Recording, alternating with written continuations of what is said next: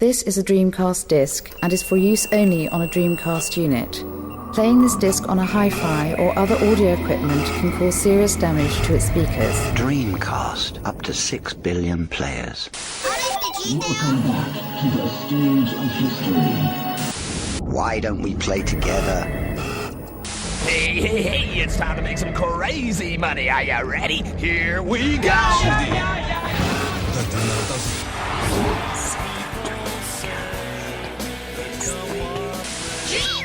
Please stop this disc now.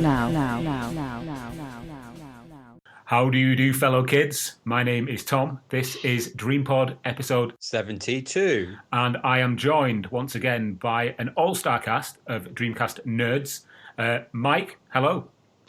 Tom, afternoon, evening. How's it going? All right? Yes. I'm ready for another lovely DreamPod. Fantastic. Lewis, how are you doing? I'm good, yeah. Loads of enthusiasm in the room today. James, how's it going? Let's go, whoop, whoop, whoop, hello. That's what I'm talking about. More enthusiasm. Yes, come on, let's go. DreamPods. Woo! Right, guys, we've got a lot to talk about on this episode. It's going to mainly be a news-style episode because there's quite a lot of stuff that's happened in the recent fortnight around the Dreamcast. I just want to say thank you, actually, to Andrew, who has joined the team as a podcast host. He did a fantastic job on the last episode, so thank you to Andrew. Also, quick plug for his book, Dreamcast Year 1. I know we've spoken about it at length. Another one? Yeah. But yeah, if you want to get his book, you can do. Just search Dreamcast Year 1 on your search engine of choice. I'm sure you'll find it. But yeah, let's crack on and begin as we always do on this podcast. We're going to talk about the games we've played recently, either on the Dreamcast or on other gaming hardware. Let's come to Lewis first. Lewis, what have you been playing? So I've been on a little bit of a extreme sports kick. It started out with the idea I wanted to cover all the extreme sports games on the Dreamcast and realised I don't own many of them. So that's something I've put off, and instead I've been playing Skate, EA's Skate on PS3, which is a new thing for me because I absolutely love Tony Hawk, the Tony Hawk Pro Skater games, and so I went to play Skate, and I'm kind of unsure about it. I'm sort of middling. It definitely departs from the arcadey feel that Tony Hawk has, and Skate is more like a simulator game. And yeah, I wasn't really sure about the controls at first, and I still don't know what I think after playing it for quite a considerable amount of time. So yeah, I find using the analog sticks on the controller to do flips and stuff a little bit too inaccurate. Whereas Tony Hawk is just, buttons, yeah. Yeah, it just feels so much more simple. I've never played Skate myself, to be honest. I like the sort of the camera angle because it's kind of quite down low into it, sort of behind the skater. But I've never actually played it myself, so interesting. I feel like on Tony Hawk you could literally get given the game, and as long as you know the buttons, you could pull off one of the best tricks, then and there, But Skate, I feel like the reason why I feel like it's more of a simulator, it kind of puts you in that zone of, what would it be like if I was a skateboarder? Because when you pull off tricks, because it's more difficult and it requires a lot more precision, you're kind of feeling like you're in that sort of skateboarder mindset, like you've tried really hard and you've landed the trick you've been working at. So it does have that kind of cool feeling about it, like kind of putting you in that zone. But yeah, I'm not quite sure what I feel about it. It's all right, but yeah, and also the soundtrack is a bit crap. Okay, that's interesting. I like Booker T and the MGs, but I don't really want to skate to Green Onions. It just doesn't feel correct, we need Bad Religion or something like that. Damn right. Yeah. Are you playing anything on the Dreamcast? The only thing I've been playing on my sort of extreme sports kick was Dave Mirra. So I had a bit of a go on that, and that was cool. I feel like a lot of the Z-axis games feel like they're kind of, I don't know, they're not quite as good as the Activision games. They feel kind of like, the B-sides to them. Like they do kind of the same thing, but they're not as refined as Tony Hawk or Matt Hoffman. Yeah, Matt Hoffman's a much better game, I think. Yeah. Which for some reason was never released in Europe. That's one thing I found out on my little quest. Yeah. Well, that's me, really. Yeah. Thank you, Lewis. I believe the term is bodacious.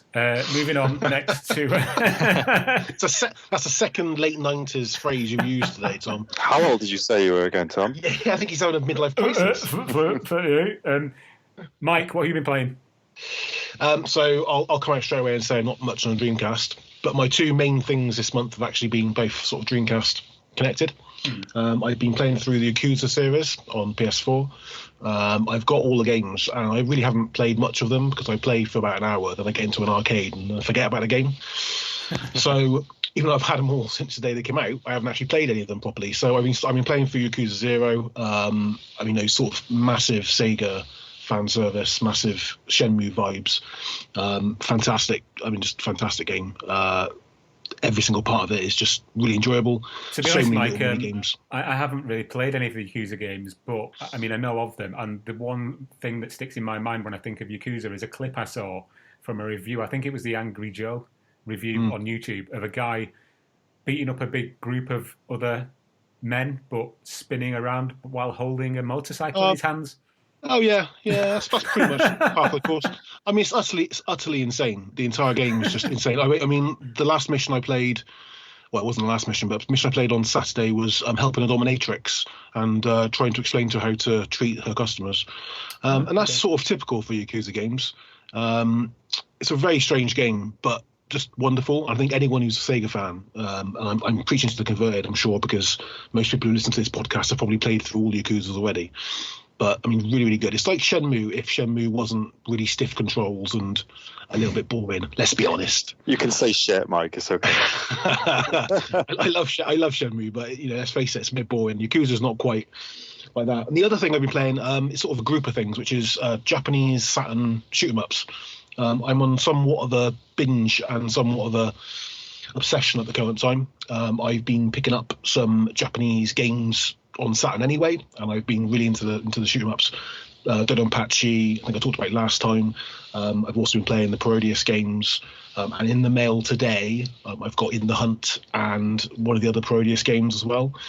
So I'm really into them at the current time, and that's all because of the Dreamcast. I didn't play shoot-'em-ups at all until I started getting involved with the Junkyard, really. So I'm really into them now. I love coming home for half an hour ago on a shoot-'em-up is much more useful for my time than a long drawn-out game. Excellent. Well, Mike, I didn't actually know that In the Hunt was released on the Saturn, so you've just educated me. I thought it was on the PlayStation only. Yes, I think it was released on PAL as well. I'm sure. I think I know it was, but it's decent game. I haven't played it before. It's one of those games I don't think's had a re-release. I don't think so. Are we talking about the submarine game? Yeah. Yeah, it was released on the Switch, wasn't it, recently? Oh, was it? Yeah, okay. I believe so, yeah. Interesting stuff. Cool. All right, nice one, Mike. James, what have you been doing other than tearing up the track in your race car? What have you been doing? Well, I was just going to say, actually, I've been on a bit of a racing game kick recently. I've been back on the sim because, as you said, racing season is coming up, so I need to get my eye back in. But from a Dreamcast side, I've been doing a lot of racing on the Dreamcast. I wrote an article a week ago, 2 weeks ago. Yeah. So did a bit of research, was just digging out. So the article, for those who haven't read it, was about kind of the lesser known good Dreamcast racing games. And played quite a bit of Revolt again whilst I was writing that. And the one that really got my attention again, and every time I play this game, I seem to get hooked on it for hours and hours, and I played this over multiple nights, was Tokyo Highway Challenge, which it's such a simple concept to that game. But once you start playing it, you start racking up the cash, start tuning your cars. You just get completely absorbed by it, and it's one of those games that, because it's got a nighttime setting, it still looks really good when you play it today, especially when it kind of runs along quite nicely at 60 frames. So it's taken up most of my kind of casual gaming, if I'm honest, just kind of playing through this again. I just started a new save and have just kind of started from the beginning, and should have it finished in the next week or so, I expect. But the other one actually was inspired by yours and Mike's power drifting podcast, which inspired me to dive back into Sega Rally. Excellent. And just kind of been playing around. It was a game that I play. I never owned it. Back when the Dreamcast was contemporary. Sort of played it a few times over friends' houses, and certainly played it a lot in the arcade, but never actually owned the Dreamcast version. So I've just kind of I started the 10-season championship thingy and just kind of figuring out all the different cars and the ridiculously oversensitive power sliding.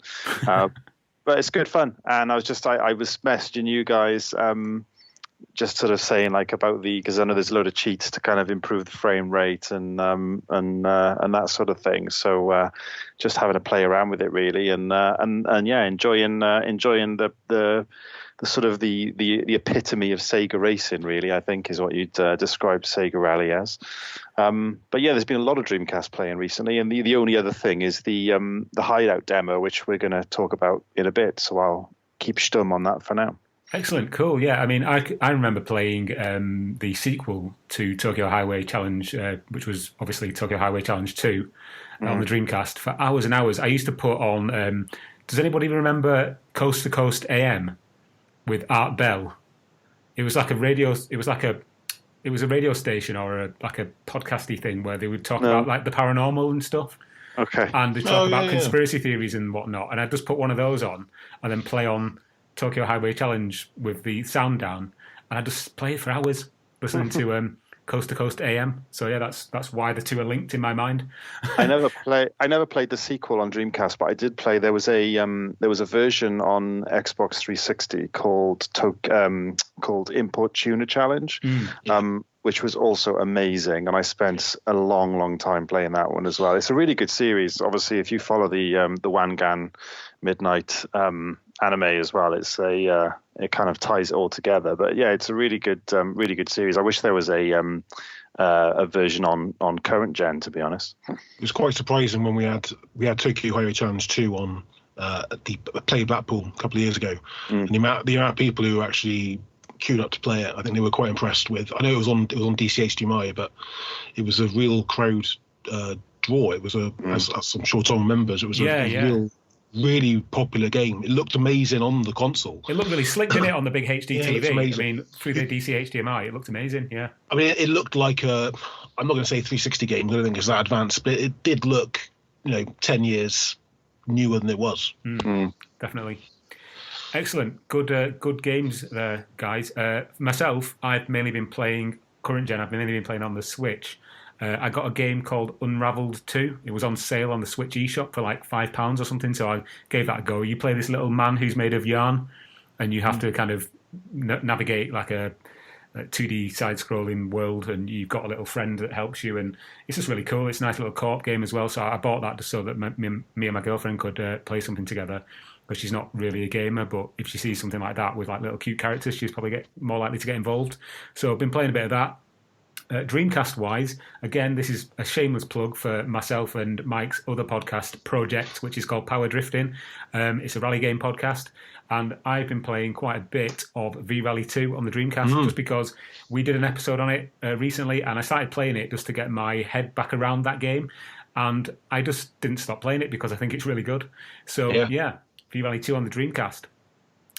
Okay, guys. A good mix there of games, old and new. Let's dive into the news, though, for the Dreamcast. Another new game, which has hit the PlayStation 4 this last week, is, it's Space Channel 5. It's back. I know this game was actually teased about 3 years ago, and there was a big kind of online there was a lot of hype about a new Space Channel 5 game, but it was only when the details came down the pipe that people realised that it was more of a tech demo for VR headsets. We finally got the game now. It's called Space Channel 5 Kinda Funky, or what's it called? Space Channel 5 VR Kinda Funky Newsflash. Now, I don't think any of us here actually played this game, have we? No. However, Our roving reporter from our sister site, the Saturn Junkyard, Brian Vines, has done a rather excellent review for the game on the Dreamcast Junkyard, the main blog. And he's not that impressed with it. The main problem being that it's just not a lot of game for the money. And this is the problem with a lot of VR games, I find. They do tend to be more tech demo-y than actual full-fledged games. I mean, I wasn't a massive fan of Space Channel 5 in the first place. I've never really got on with those kind of Simon Says style games. But yeah, I mean, what are your memories of the original, and does this actually have any appeal for you? I mean, Mike?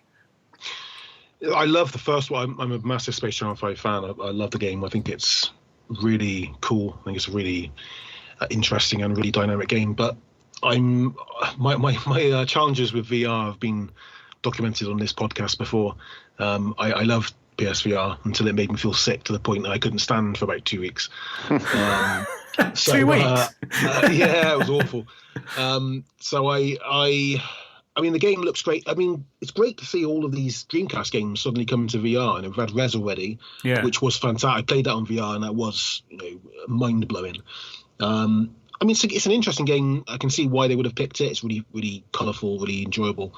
But I mean, to me, it is, as you said, it's a tech demo. Brian's article on Junkyard is absolutely fantastic, and I think that sums up a lot of what I feel about it. It's not really enough depth for a modern game for me.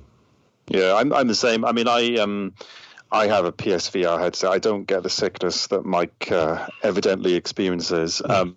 But to be honest, mine's been gathering dust. I bought it and because I'd never tried VR at the time, so I was quite excited because it was a fairly low entry point compared to obviously the PC VR stuff at the time. Yeah. And almost everything I've played on it has felt very much like a limited kind of look what the technology can do kind of demo. And some of it's amazing. Yeah. But when you're charging close to a retail release price for something, I think people generally tend to expect, obviously, a good few weeks worth of gameplay in there at the very least. So I'm the same as Mike. I love the IP. I'd probably try anything that got released as a contemporary version of a Dreamcast IP. But just the fact that it's 40 quid for what sounds like less than an hour's worth of gameplay feels like it's a wait for it to be in a sale for a $5 and then maybe try it then. Yeah, I basically echo everything you've just said. I own a PSVR. It hasn't been played for it hasn't been played for possibly a year. I've not played on it for about a year now. If this had come out and it was about $9.99, I might have been tempted to give it a go, but just reading Brian's review and looking at just how little content there actually is, I wouldn't pay what they're charging for it. Not a chance. What about you, Lewis? Any thoughts? Space Channel 5, unfortunately, is, I think I've mentioned this before on the podcast, it's a game that I think is awesome. Love the music, love the aesthetic. It's just I suck at it. I suck at all kind of rhythm games. I kind of scratched my head a little at this one. We've been giving Sega a lot of big props recently for things they've been doing and giving us a little bit of love in regards to old IPs. But they've just recently we've had Choo Choo Rocket. Is it Universe? Choo Choo Rocket Universe, the one on the Apple Arcade. Yeah. They've got that, so that one has a barrier to entry. Admittedly, not as expensive as the PSVR. And then now you've got Space Channel 5, but it's on the VR. So it's kind of like what you're doing a little bit. Like from me, I feel a little bit like they're sort of they're kind of dangling these IPs in front of your face, but there's always like some kind of weird caveat that comes with it. Yeah. So I think it could be a test run though, couldn't it? Because it's like they don't know how much Space Channel 5 game is going to sell, and Shenmue 3 didn't sell massively well. I think they're trying to maybe put the feelers out, seeing which of their franchises are getting the most attention. We had a little bit of Sega on Twitter saying about Jet Set Radio. I think it's some kind of graffiti competition, isn't it? I'm not entirely sure what happened, really. It seems like they're trying to put the feelers out. Now, of course, some people will say, it means a new console's coming out. Of course it's not. But there's obviously going to be something... Dreamcast 2. We can't mention Dreamcast 2. We've had many arguments on this podcast. I think definitely they're looking at possibly stepping up from just having another Sonic, another release of Sonic on the Mega Drive, because I think, the amount of times I've seen, Sega announce a release of Sonic on the Mega Drive. I mean, I don't care anymore. I've got like 50 versions of the damn game. So I think maybe looking at other franchises is really interesting, and that could be the next step, because obviously the VR as well. VR's in sort of 0.9 mode, as it were. It's not quite the full-fledged setup. So I think when it comes to the next generation of consoles, maybe we'll have something a bit more interesting. So, guys, what are the odds of a Spirit of Speed 1937 reboot in VR? Very large. Yeah. Very large, I'd buy it. You fucking would as well, yeah. So, if you're listening to this episode and you want to check out Brian's awesome and very funny review, you can do. Just go to our main blog site, which is just the dreamcastjunkyard.co.uk, and you will find it if you search hard enough. Okay, let's move on to our next story. This is a story about hardware as opposed to software. This is the new TR Fight Stick Dream Case, which has been recently announced by TR Fight Stick. I believe is it a Turkish company? They Possibly. are offering you, dear listener, the opportunity to own a metal case for your Dreamcast for the princely sum of $149, and it doesn't come with a plug. You have to buy the plug separately. I remember this was announced about 2 years ago, and it was originally going to be in collaboration with Bihar Bros, the guys who make the really cool, high-quality HDMI adapters and things for the Dreamcast. I have noticed that the Bihar Bros connection has kind of disappeared. But yeah, for people who are not sure what I'm actually talking about, TR Fight Stick is an organisation that makes like bespoke arcade controls and stuff like that. And if you go to their website, which is trfightstick.com, I believe, you'll find on there a reference to a new shell that you can put take your Dreamcast apart, take all the innards out, and put it into this shell. There are, again, some caveats with this. It will only work if your Dreamcast has been modded with a GDMU or a similar kind of solid state device, because it does away with the ability for you to put GD-ROMs into your Dreamcast. And it looks like a little small form factor PC box, a little sort of shiny metal case. As I say, it doesn't come with a plug. You need to buy your own 12-volt adapter, which they do also sell quite conveniently. I'll just read out some of the features that they list on the website before we discuss what we think about this thing. So it has a blue backlight, which is inside, shines through the little swirl on the top of the case. It's compatible with the GDMU and the DC HDMI rather nicely. It needs the 12-volt mini power supply. It's got an extender PCB for SD card. It's got a game swap button for GDMU. It's compatible with the DreamPod and a 56K modem. It's got a silent fan. And it's got a metal sticker with a serial number for each case, which is a weird thing to boast about. Is that a feature? Is that a feature? The front of the case does actually allow you to have the original 4 controller ports, but it looks like a sort of a 3D printed little sort of bezel with Dreamcase written on it. I think the jury's out really on this one about what the Dreamcast community thinks. There have been some kind of positive and negative comments on the article we did, and also on social media. I think the general consensus is that it doesn't look like a Dreamcast, and it should be, killed with fire. But what do you guys think? Is this something that you'd purchase if it was cheaper, or is it just complete? Yeah, no. Can I jump in here? Go on, go ahead. I've noticed that your article has a considerable more amount of views than all the articles that we spend hours on. There's that one with like way more views, and I think it's just everyone going on like, "What the hell is this? What is this?" Just to judge it. So how blasphemous it is to make a Dreamcast look like basically a small form factor PC. I'm open to all anything really. I mean, if someone likes it and wants it, then crack on. But I mean, look, it kind of Go on, sorry. At the end of the day, Tom, if you don't use your Dreamcast in the original case, you're just a shell. It's just not right. It's just not the right design. I don't actually mind it. I think the front is horrible and it ruins it for me. It looks really cheap. That, like you were saying, that Dream case, 3D printed, horrific sort of outer ring around the front bit looks dreadful. It does say on the website that this thing isn't actually available to buy yet. It's only a pre-order, and they will only actually put it into production if it reaches 100 pre-order pieces of $149 each. And it also says that the prototype in the images that we've got on the site are the plastic 3D printed parts, and the actual product will have actual like injection molded parts. Okay, so it looks slightly better than it does already at the moment. I think there's a place there if your Dreamcast is your kind of your everyday console, and we all know how difficult it is to get replacement cases for any Dreamcast that have kind of had bad yellowing or cracked cases or whatever.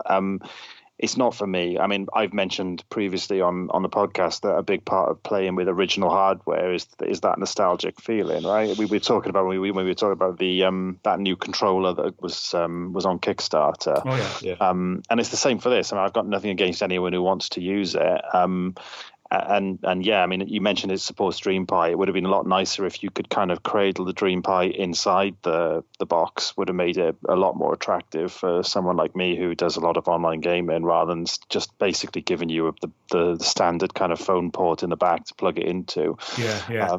That would have been quite appealing. But the blue swirl on the top looks really nice, and yeah, it looks smart from that angle, but. It's just a bit of shit.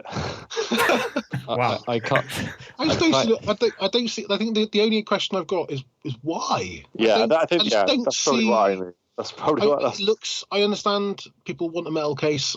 Great, fantastic. I get the point of it's difficult sometimes to get replacement things.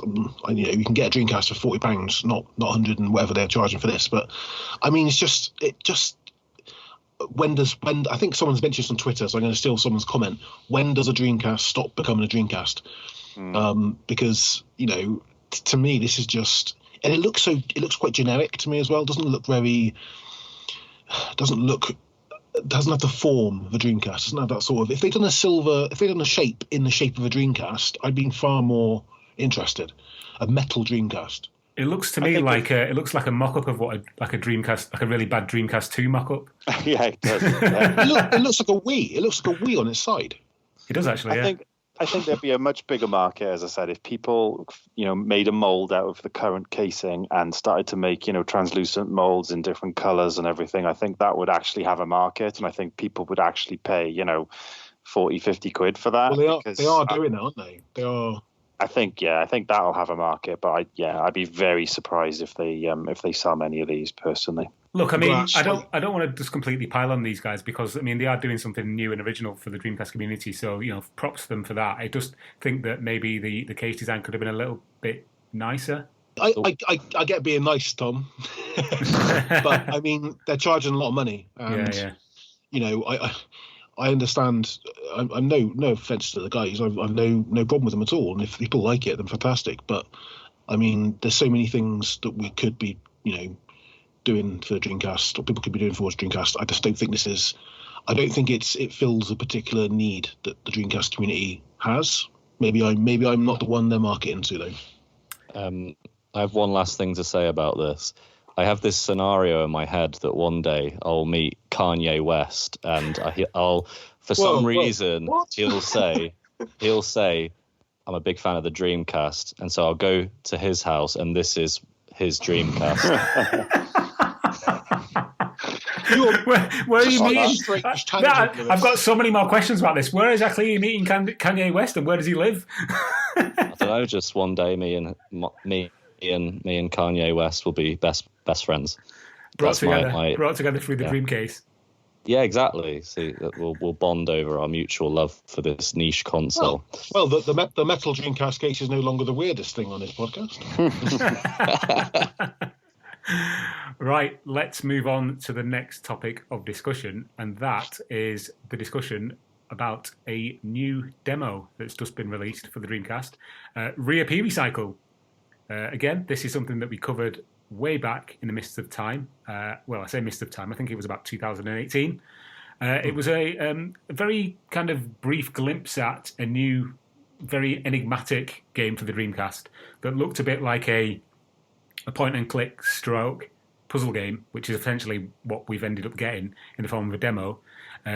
So yeah, this demo was released on itch.io in the last week or so, and it's available for name your own price. I paid $2 because I couldn't live with myself if I just took it for free. But yeah, it's a very interesting little indie game from I believe it's a Swedish indie developer. Yeah, I'm getting ahead of myself a little bit. So it's called Reappear Recycle. The demo's out now, and it takes the form of a point-and-click game with heavy esoteric puzzle elements. Guys, I think we've all played this in the last week or so. Yeah. I'm going to come to you first, Lewis, and ask your opinions of it, because I believe you are the one who solved it first. It was Mike, actually. It was Mike. Yeah, again, a podcast host has insulted me on a podcast. This is getting ridiculous now. Mike actually helped me, just for the record. I apologise. I'm still going to come to you first, Lewis. It's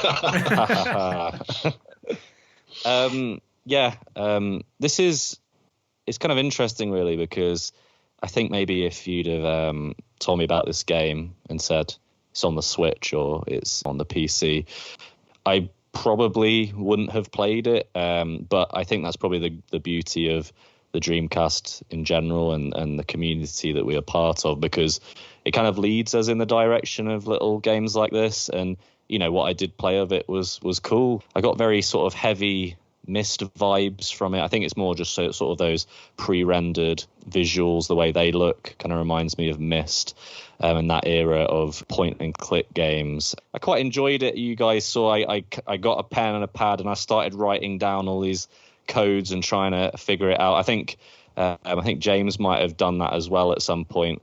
And, you know, that was nice. It was kind of nostalgic to me, reminded me of my granddad, who still plays video games, actually, just to add.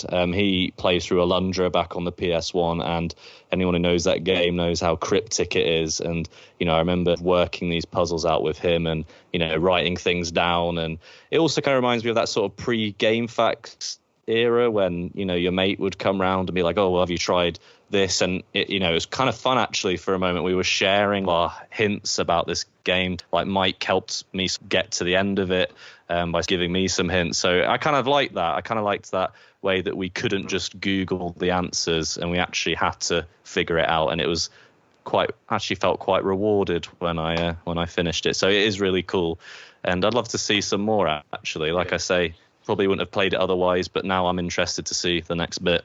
Yeah, the Dreamcast Junkyard staff WhatsApp group turned into a bit of a self-help group, really, didn't it? Everyone sharing pictures of their little sketches and stuff. Yeah, it was pretty cool, actually. It's funny you say that, though, Lewis. There's obviously, this is so niche, it's unbelievable. You know, how many people are going to play this game on a Dreamcast or on an emulator? So there is no guide on the internet. There is no way of finding out how to do it unless you do it yourself or you've got friends to kind of help you, which was really nice to see in our little group where everyone was like sharing the little sketches and the codes they'd written down. So that was really cool. Just for people who have never seen this game and don't really understand what we're talking about, the game, as I say, Reappear Recycled, it starts off, it's kind of like a sort of pre-rendered 2D background, and you control this little sort of disembodied spirit, and you can go around the room using the analog stick on the controller to move this kind of spirit little shape around.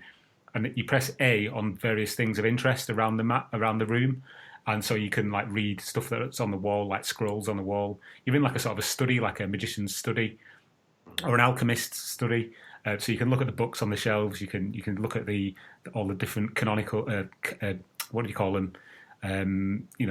Alchemist's equipment on the shelves and on the desks.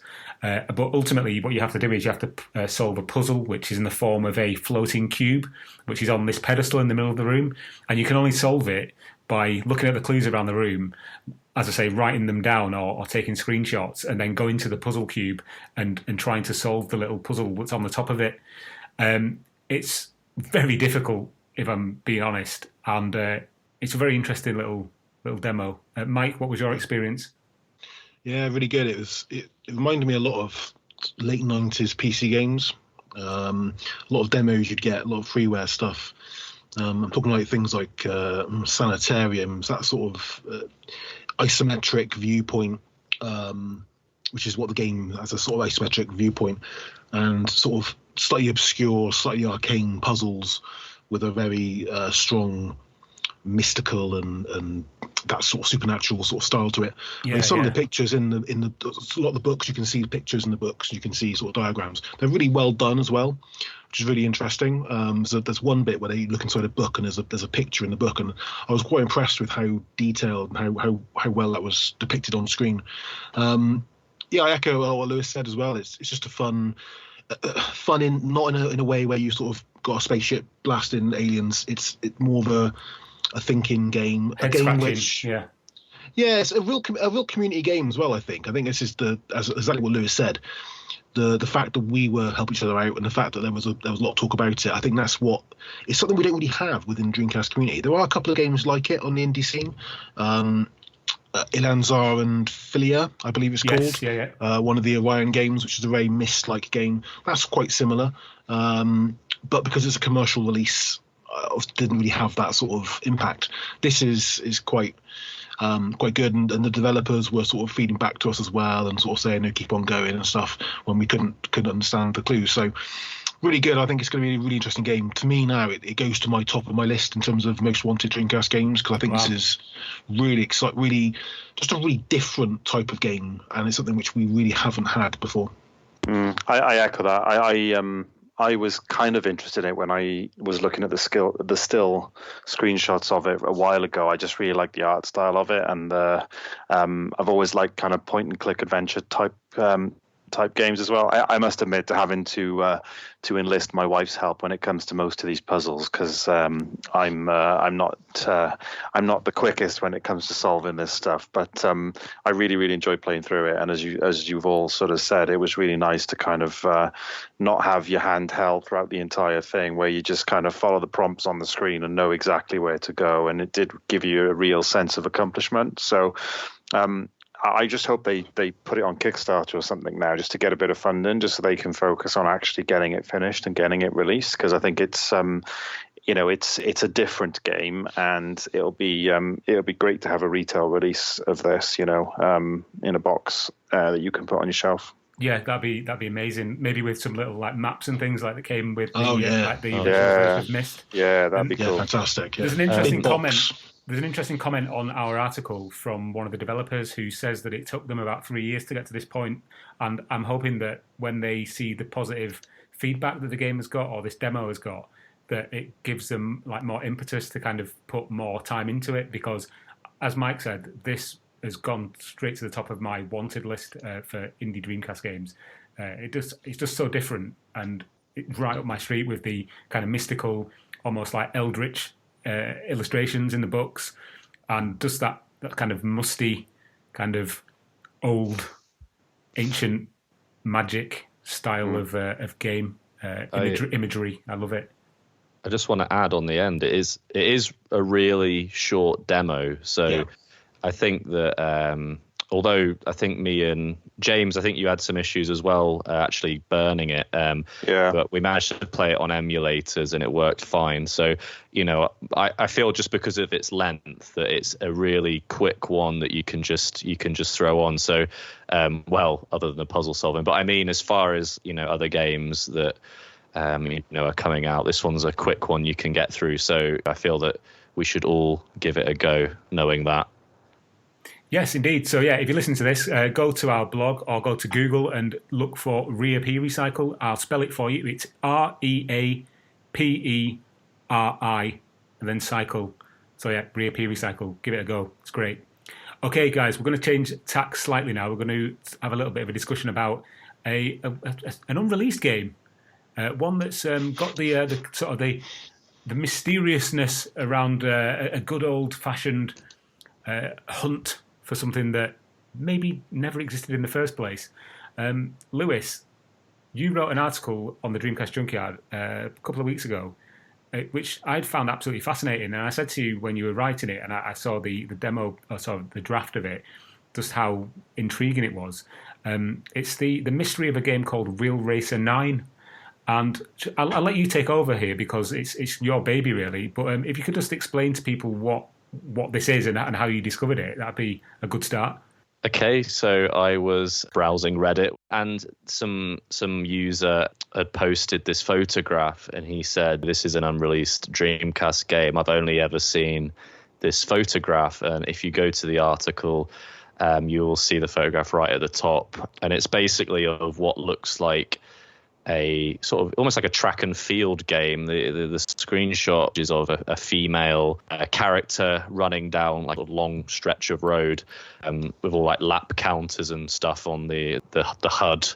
Yeah. And there's a guy basically playing it, and the sort of big thing that sticks out is that he's using a Dreamcast maraca. I mean, really, the fact that it was unreleased was interesting, but the fact that he was using these controllers, which one game uses them, and then there's some others that I think kind of unofficially use them, like Mr. Driller. Yeah, he's playing this game, and I was kind of thinking, well, what else do we know about this? And I kind of went on a little bit of a search. You can do a reverse image search. I found that photograph on a Japanese website, which was detailing Spring Tokyo Game Show 2001. And actually, we sort of enlisted the help of PC Wizard 13 in the end. And we basically reached the conclusion that this was actually a game that was created by a student at a Japanese university or school where they teach game design, that was actually owned by Enix. It was called the Digital Entertainment Academy. And they had a lot of investment from these big video game companies. Students would go to this academy, they'd study there and learn how to, do game design. And then they'd all probably end up getting jobs at these massive video game companies. And what we eventually found after a little bit of like going back and forth, that it was kind of like a showcase piece for the academy, probably either to get new students or potential investors from other video game companies, or maybe just for this person who'd made this game to pitch his game to potential publishers. Yeah, so we don't really know what happened after that, and obviously it never got released on the Dreamcast, so maybe no one was interested, and we don't know who the person is either, and that'd be really interesting to know if they ever went on to have a sort of a great career in the video game industry. So yeah, that's kind of where we're up to, and we'd really love to delve a bit further. So if anyone can assist, please help. This is our call. Send help, yeah. It's a fascinating story, and I commend you for the amount of research that you did into this, just off that one image. And of course, PC Wizard as well, who has obviously helped with other investigations in the past, most notably the search for the barber. I'm looking at the image now. I mean, the guy who's to the right of the screen, who's obviously on-looking, he's clearly the custodian of that particular stand, and he's watching somebody play the game. And yeah, as you say, we don't know who that is. You can only see the back of his head. So it could be somebody who went on to do great things in the Dreamcast world or other hardware. But yeah, the game itself, I mean, just looking at that, it's obviously running on an actual Dreamcast, because they've got a Dreamcast controller, they've got a fishing rod, it looks like, on the little table in front of the screen. And they've also got controls like on a little poster showing you, what the thing can do. So yeah, it's really intriguing. One of the articles, actually, this is where PC Wizard was incredibly helpful. One of the articles he found, it was talking about the booth where this was, and one of the details we found was actually that it says, we don't know if this was everything, so it could potentially, this might have just been on a normal Dreamcast, but the bit that sort of stuck out was it says that it was running on real development units. So you never know, it could be a development unit out there somewhere with this game in, I suppose. But yeah, I'm very much doubtful, but we can dream. This is where Nintendo got the idea for the Wii. This is yeah, motion detected running with an nunchuck. It's interesting to think that people were trying to do more with the maracas. Yeah, just on the topic of the actual game itself, I mean, how it would work. I mean, obviously, with the maracas, the pad that you stand on doesn't actually do anything. It's just a piece of plastic. The actual way the maracas work is that there are sensors on the wires that kind of go near the sensors on the bar that connects to the Dreamcast. So I'm wondering if you could actually just play it by standing in place and moving your arms as if you were running. So you could just move them up and down like you were milking a cow or something. Do you know what I Yeah, mean? it would be weird, wouldn't it? Because you'd have to literally do like a milking cow movement. Maybe it was just shaking, and the harder you shook it, that sounds dodgy as well. Everyone would game it. It's like we've all done Wii golf and Wii bowling by just kind of like flicking your wrist in a weird sort of way. And people will be doing the same with Real Racer. Have you played that one on the Switch? That where you milk the cow? What's it called? 1-2 switch. 1-2 switch. That's it. Yeah, I played that in a pub once. We didn't get. I've got some funny looks. Yeah, but back on topic. It's a fascinating story, and I mean, you never know. This could be on a disc somewhere, maybe floating around. There must be, a playable version of it somewhere. Can you imagine if we somehow found it and was able to actually give it a go? I mean, I know some of us here have got the maracas, so that'd be really interesting to see actually in motion. It's fascinating. It's just this one image that it exists of it. There's people who saw that and they didn't realize how, in 20 years' time, we'd be kind of obsessing over this one image. I imagine somewhere in Japan there must be several discs worth of sort of demo games, student games. I mean, there's probably tons of games that have had very minor appearances or just been previewed very, very briefly or just been work in progresses. They must be out there somewhere.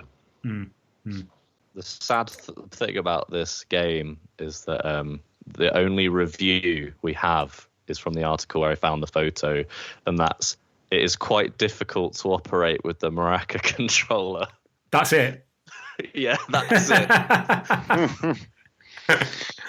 9 out of 10. The thing is though, it's like they've obviously gone to the trouble of making not only, like you said, Tom, like presumably it's a professionally produced kind of control sheet that's stuck underneath the TV there, which showing you what you need to do using a fishing rod, the maracas presumably on the right, and a normal controller in the middle. There's also what looks like, again, a professionally created sort of plaque above the TV saying the name of the game. And it's like, this is 2001, where it wasn't quite as easy to get this stuff printed off, at a reasonable cost. So they obviously were being serious about demoing this stuff. It wasn't just kind of like a bit of an also ran sort of thing. So there was obviously intentions there, I think, to do something with it. It wasn't just a tech demo or something, or at least that's what it seems to be. I mean, the graphics on the screen, they look pretty cool. Like, they look good. Yeah. I mean, you've got fully texture mapped road surface going into the distance. It's got a pretty good draw distance on it. It doesn't seem like there's any pop-up in the background. You've got the barriers at the side. You've got the foliage and the trees on the left-hand side. So there's obviously a fully developed 3D model of a track there, and also the character in the middle, the female runner, is fully polygonal by the looks of things. So obviously some work went into this, Well, I wonder if he got a good grade. That's what I wonder. Yeah. And so where can we get it? Probably still better than Spirit of Speed as well. Yeah. Lewis, one question I have for you. How did you get the logo graphic? Did you just take it from the image and then kind of recreate it that way? Yeah, I recreated it. A lot of effort. There's actually if you look at the photograph, there's actually a little bit of text. I couldn't make out what it was at all. It's like the real something, I'm sure. Yeah, like the real. I thought it was a web address at first because it looked like something.com. Yeah. And I tried. That was actually one thing that I left out. I went through all these Wayback Machine archives trying to sort of look up these random addresses that I was trying to read, squinting at it. Like, what does that say? So, yeah, that was a sort of a trail that sort of ran dry, unfortunately. But, yeah. So, yeah, it's a fascinating article. Please do go and read it. It's a great piece of work from Lewis. And, if you go to the web version of the Dreamcast Junkyard as opposed to the mobile version, you will see there's a big banner at the top which says The Mystery of Real Racer 9. It leads me to wonder if there are 8 other versions of Real Racer that came before it. Yeah. Anyway, guys, let's wrap this one up. Thank you very much for listening. The listener, obviously. If you'd like to see any of the stuff we've talked about on today's episode, just go to the dreamcastjunkyard.co.uk. You can find us on Twitter at the DC Junkyard. And yeah, thank you very much for listening. Guys, do you want to just give out your own Twitter account so people can follow you if they wish? Mike? Yeah, I'm at space_turnip on Twitter. And I hang around the Dreamcast Junkyard Twitter feed quite a lot, really. Loitering, yeah. Yeah, loitering. Lewis, what about you? You can find me on Twitter at LewisJFC, and I also loiter around the Dreamcast Junkyard Twitter too, so catch me there as well. Fabulous. And James? Yep, you can find me on Twitter at AgileHarvey, and if motor racing is your thing and you're looking for a new team to support for the new season, you can follow at Harvey Racing 404. Fantastic. And a little quick plug for me and Mike's new podcast. It's Power Drifting Pod, or Power Drift Pod on Twitter, or you can find us at powerdriftingpodcast.com. Right, that'll do it for this episode. Thank you very much for listening, and we'll see you on the next one. Goodbye. Bye. Bye.